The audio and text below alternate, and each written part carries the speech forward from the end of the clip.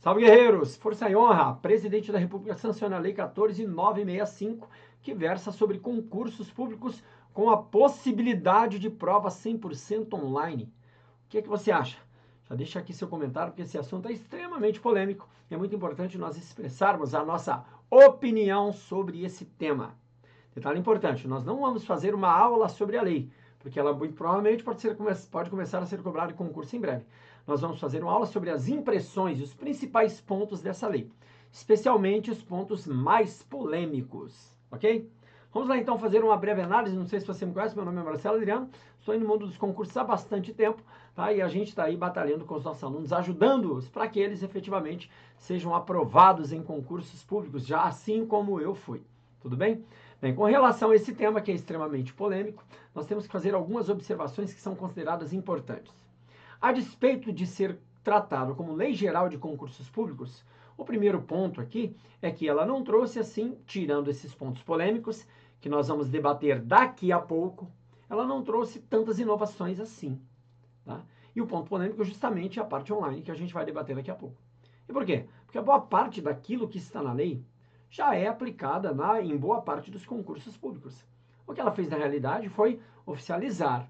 Ela colocou na letra da lei aquilo que agora deve ser obrigatório. E que por algumas vezes alguns editais não traziam alguns pontos importantes relacionados a alguns concursos que estão agora na lei. Não considero como sendo um tema relevante para debate aqui nesse momento. Isso a gente vai ver na aula específica relacionada à lei, ok? Bem, esse é o primeiro ponto.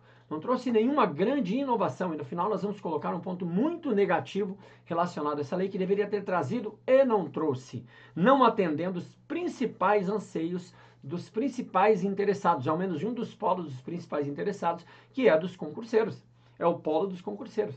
É um dos polos muito interessados na lei de concurso público e que eu acreditava que haveria um maior debate e inserção de outros elementos que seriam muito importantes para a regulamentação efetiva e tornar o concurso público muito mais justo. E não foi o que aconteceu com essa lei. Tá? Vamos ao primeiro ponto, então, que eu considero muito importante, que é com relação ao artigo 8º. Vejamos o que diz aqui o artigo 8º dessa lei. O concurso poderá ser realizado total ou parcialmente à distância, ó. Total ou parcialmente à distância, de forma online ou por plataforma eletrônica de acesso individual seguro, em ambiente controlado, aqui tá a grande ressalva, desde que garantida a igualdade de acesso às ferramentas e dispositivos no ambiente virtual. O que é que você achou desse texto? Detalhe importante que nós temos que já colocar, abrindo um parêntese aqui, é que isso aqui, para ser aplicável, depende de regulamentação no âmbito federal por decreto do presidente da República. E é esse decreto que vai trazer os efetivos detalhes da efetiva implementação. Então, até lá, é mera especulação. Ninguém sabe como vai funcionar. Mas nós já podemos fazer uma projeção daquilo que efetivamente pode acontecer. O primeiro ponto importante são os problemas relacionados a isso. Então, duas formas, ou três formas, com que poderia acontecer esse tipo de prova. 100% online, totalmente à distância. A primeira forma, o indivíduo, o candidato, na sua própria casa, acessando o seu próprio computador e realizando a prova. Já vou falar as implicações de cada um dos modelos. A segunda, em um ambiente controlado, em uma escola, no laboratório de informática, por exemplo, fazendo no computador da escola ou da banca.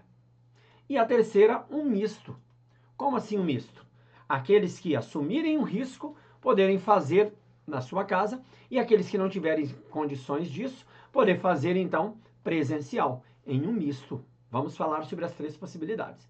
A primeira possibilidade, aquele em que todos no seu ambiente, na sua casa, tenham acesso e consigam realizar a prova. Aqui nós temos alguns problemas que devem ser destacados. Primeiro, acesso à internet e acesso ao computador.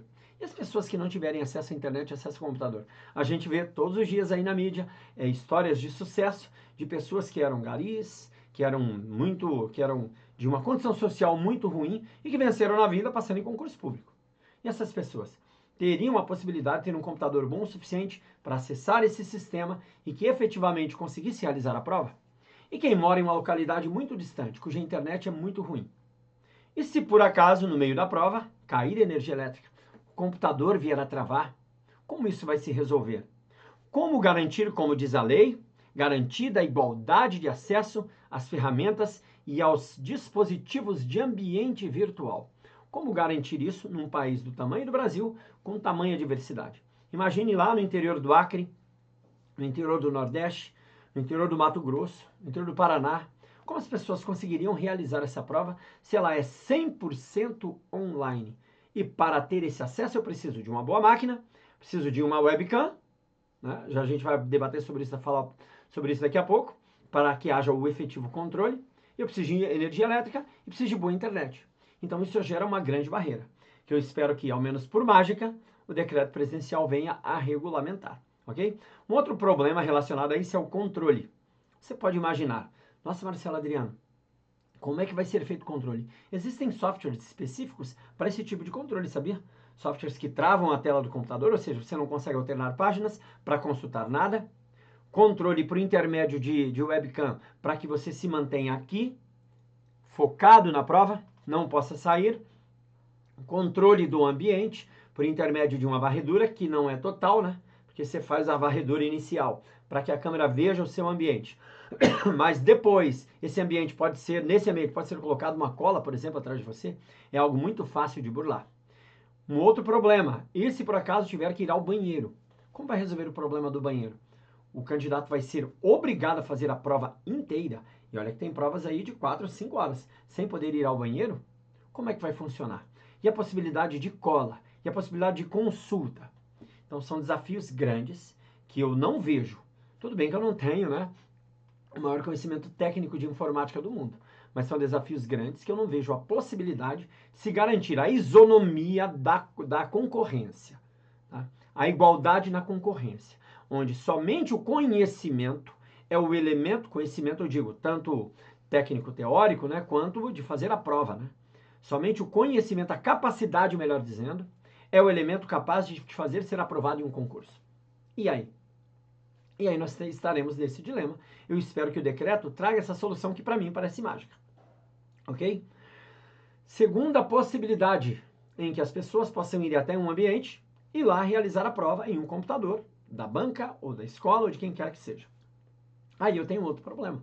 Porque, primeiro, a necessidade de deslocamento vai continuar da mesma forma, o que não traria essa democratização dessa possibilidade. Por quê?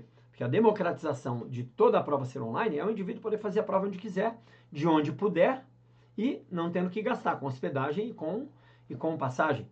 Tá? Mas esse caso não se resolveria. E o único ganho seria a necessidade de não ter que imprimir a prova, mas ter que conseguir o computador para milhões, milhares, né?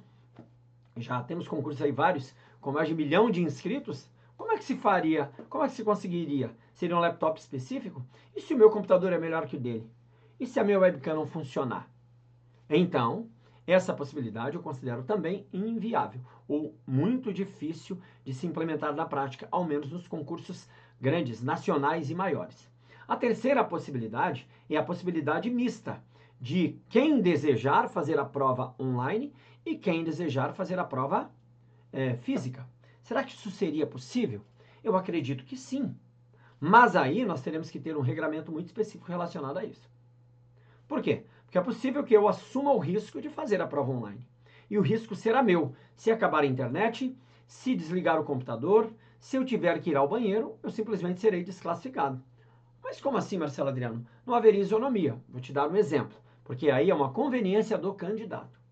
Eu tenho alguns alunos aqui de concursos policiais que estão querendo fazer o concurso de agente administrativo da Polícia Federal, que é um concurso que não é o sonho deles. O sonho deles é ser policial, ok?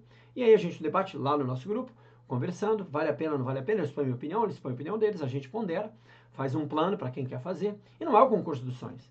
Será que para esse cara, que não está tão preocupado em ser aprovado nesse concurso, valeria a pena ele assumir o risco de fazer uma prova online, de se garantir de não ir ao banheiro, de se garantir com a internet, com energia, com o computador, e se tiver algum problema, se ele for eliminado, tudo bem? Eu acredito que aí haveria uma certa viabilidade. E já aquele concurso da vida dele, para o qual ele se preparou, com o qual ele sonha eternamente, ele poder ter a possibilidade de fazer o presencial. Aí nós poderíamos ter uma redução, ok, da impressão de provas, nós poderíamos ter uma redução nos custos e a possibilidade de se fazer, então, no ambiente virtual. Não resolveria todos os problemas relacionados à lisura do processo. Por exemplo, a cola aqui atrás de mim, né? Não sei se alguém colocando uma cola aqui atrás do webcam e eu fazendo a prova, né? Uma pessoa com algum sistema olhando a tela, me passando respostas, não sei se eu conseguiria resolver. Mas, ao menos, essa funcionalidade, desde que o aluno assumisse o risco de se der algum problema, o problema é dele, tudo bem. Por exemplo, eu tenho alunos lá no interior do Amazonas e querem fazer o concurso aqui da Polícia Civil do Paraná. Só que o deslocamento é muito caro, muito custoso. Claro que a gente está falando de um concurso agora estadual, tá? Estadual e não federal. Será que valeria a pena ele tentar por tentar e correr o risco de, se tiver algum problema, tudo bem? É possível, mas isso não tira todas as implicações. Então, para a prova online, essas são as considerações. Ponto muito importante. Hoje, no momento que estamos, não há uma condição efetiva de se realizar a prova 100% online. E depende de um decreto regulamentador. Assim que sair o decreto, a gente volta aqui, vamos tentar identificar qual é a mágica e, diante dessa mágica, nós vamos colocar as nossas ponderações, tá? Eu, por enquanto, não considero nem bom nem ruim. E não é uma questão de ser bom ou ruim, tá? De ser isso ou ser aquilo.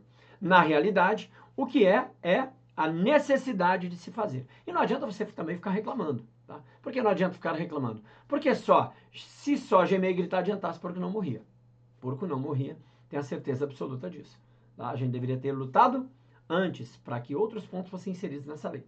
Ok? Vamos lá. Um ponto importante que veio positivado nessa norma é o parágrafo único do artigo 3º. Olha o que diz, ó. Se houver concurso público anterior válido com candidatos e não nomeados para os mesmos cargos ou empregos públicos, é autorizada a abertura excepcional de novo certame mediante demonstração de insuficiência de quantidade de candidatos aprovados e não nomeados diante da necessidade da administração pública. Ou seja, não preciso mais zerar a lista para poder fazer um novo concurso, desde que eu comprove que a quantidade que eu vou abrir é maior do que a quantidade de candidatos que serão convocados, ou seja, eu garanto a convocação dos aprovados em certame anterior. Isso é importante porque pode abreviar aí alguns concursos, ao menos no primeiro momento, ok? Agora vamos para o ponto negativo, aquilo que deveria estar na lei e não está. Primeiro ponto importante, prejuízos do candidato quando ele não é o responsável. Por exemplo, uma prova anulada. A lei deveria trazer que o candidato ele tem direito à remarcação de passagem, remarcação de hospedagem, que a banca ou quem quer que seja deva arcar com os prejuízos materiais desse candidato. Ele vai realizar a prova, ele se compromete a um adiamento, não como aconteceu no Rio Grande do Sul, é óbvio, porque foi uma tragédia. Mas quando é erro da própria banca, quando é erro do próprio governo, quem é que indeniza o candidato diante de tanto problema? E outro ponto importante que deveria estar é uma resolução objetiva de controvérsias relacionadas a questões. Então, centenas de questões absurdas, completamente absurdas, que normalmente são revertidas na justiça. E que deveria haver um mecanismo de aferição dessas questões. Questões de contabilidade, administração financeira orçamentária, às vezes até de processo penal, tá? Que são completamente erradas, o candidato entra com recurso e a banca simplesmente desconsidera. Mesmo havendo uma unanimidade de pessoas, de professores, contra o resultado da banca. Então, isso é um absurdo. Isso deveria ser tratado. Disso deveria ser tratado. A necessidade, por exemplo, de bibliografia nos editais para que a opinião de um autor é que seja considerada em contraponto a outro autor, porque alguns assuntos eles não são unanimidades. E aí eu tenho que saber qual é a corrente que a banca vai adotar. A possibilidade de se anular uma questão com o posicionamento de outra questão da mesma banca, como acontece muito. Você faz o recurso, coloca uma outra questão, cara, com um posicionamento contrário, tá ali muito claro, e a banca mesmo assim desconsidera. Então esses pontos deveriam ser tratados e não foram tratados, ok? Então essa é a nossa opinião, espero que você tenha gostado. Deixe seu comentário para nós entendermos o que você considera como correto, como positivo, como negativo. Coloque sua opinião, porque nós esperamos aqui. Quando sair novas notícias, a gente vai trazer aqui para vocês. Valeu? Até mais!